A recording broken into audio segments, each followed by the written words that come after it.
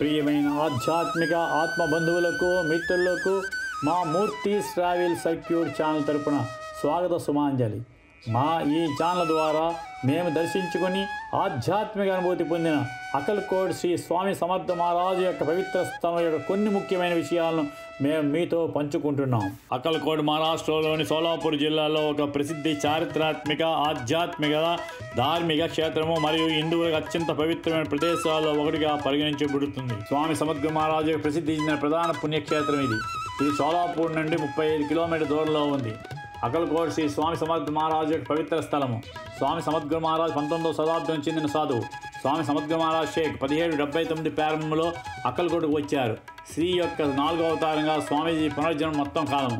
చారిత్రక దృక్పథంలో శ్రీ స్వామి మహారాజ్ షేక్ 1800లో తన అవతారాన్ని ముగించారు. ఇక్కడ మీరు పవిత్ర మర్రి చెట్టును చూడవచ్చు. దాని కింద స్వామీజీ 27 సంవత్సరాలుగా పైగా గడిపినట్లు చెబుతారు.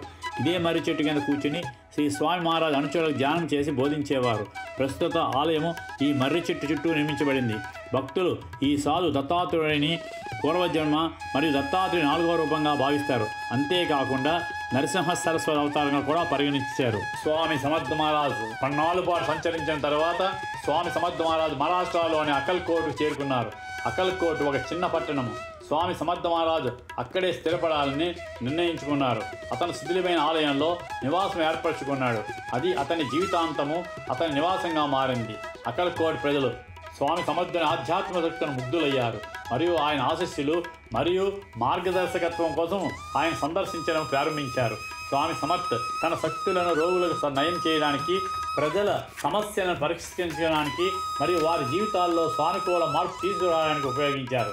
అతను తన వినయానికి మరియు అన్ని వర్గాల ప్రజలతో సంబంధాలు పెట్టుకునే సామర్థ్యాన్ని కలిగి ఉన్నాడు. స్వామి సమర్థ మహారాజు గొప్ప ఉపాధ్యాయుడు. ఆయన బోధనలు నేటికి ప్రజలను ఉత్తేజపరుస్తూనే ఉన్నాయి. జనన మరణ చక్రం నుండి విముక్తి పొంది పరమాత్మతో కలిసిపోవడమే మానవ జీవితానికి అంతిమ లక్ష్యాన్ని బోధించాడు. ఈ లక్ష్యాన్ని సాధించడానికి ఆధ్యాత్మిక సాధన మరియు శ్రీ సాక్షాత్కార ఆవశ్యకతను నొక్కి చెప్పాడు. అక్కల్కోట్ మహారాజ్ స్వామి సమర్థుని పేరు శ్రీ షిరిడి సాయిబాబా యొక్క సాయి గురు చరిత్రలో వస్తుంది. అందుకే సాయి భక్తులందరూ తమ జీవితకాలంలో కనీసం ఒక్కసారైనా తప్పకుండా ఈ పవిత్రమైన అక్కల్కోట్ సందర్శించి గొప్ప దత్త అవతార శ్రీ ఆశీస్సులు పొందుతారు. మహారాజ్ తన ఆధ్యాత్మ శక్తులకు మరియు అద్భుతాలు చేయగల సామర్థ్యాన్ని కలిగి ఉన్నాడు.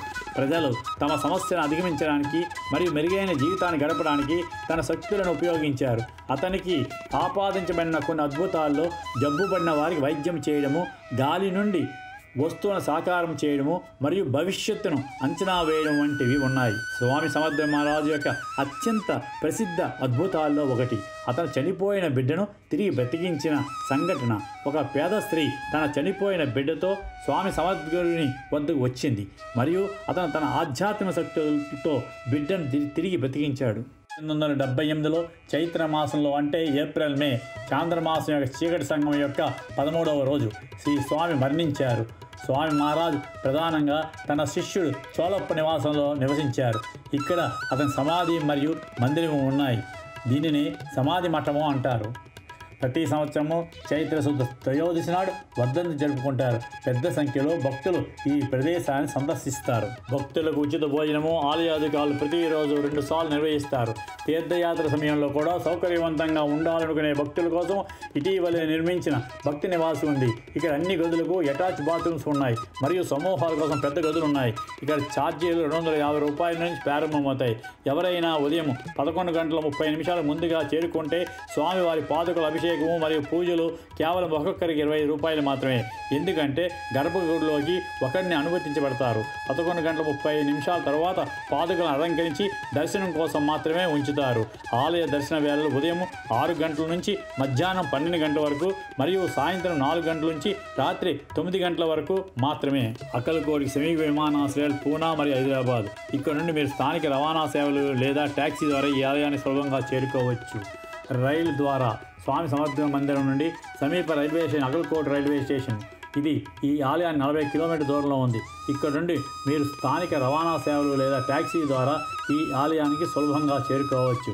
ఈ ఆలయానికి వెళ్ళే రహదారులు దేశంలోని ఇతర నగరాలతో బాగా అనుసంధానించబడి ఉన్నాయి కాబట్టి మీరు సొంత వాహనంతో కూడా ఇక్కడ చేరుకోవచ్చు. అక్కడ కూడా చేరుకోవడానికి హైదరాబాదు, బొంబాయి, పూణే లేదా మహారాష్ట్ర ఇతర ప్రధాన నగరాల నుండి రైలు లేదా బస్సులో చేరుకోవచ్చు. సమీప రైల్వే స్టేషన్ షోలాపూర్. ఇది దేశంలోని అన్ని ప్రధాన నగరాలకు బాగా అనుసంధానించబడి ఉంది. ఇక్కడితో మేము ఈ వీడియోని ముగిస్తున్నాం. త్వరలో మరికొన్ని మంచి వీడియోస్తో మీ ముందుకు వస్తాము. మీకు మా ఈ వీడియో నచ్చితే లైక్ చేయండి, షేర్ చేయండి, సబ్స్క్రైబ్ చేయండి. పక్కనే ఉన్న బెల్ ఐకాన్ మీద ప్రెస్ చేయడం మర్చిపోవద్దు. Thank you.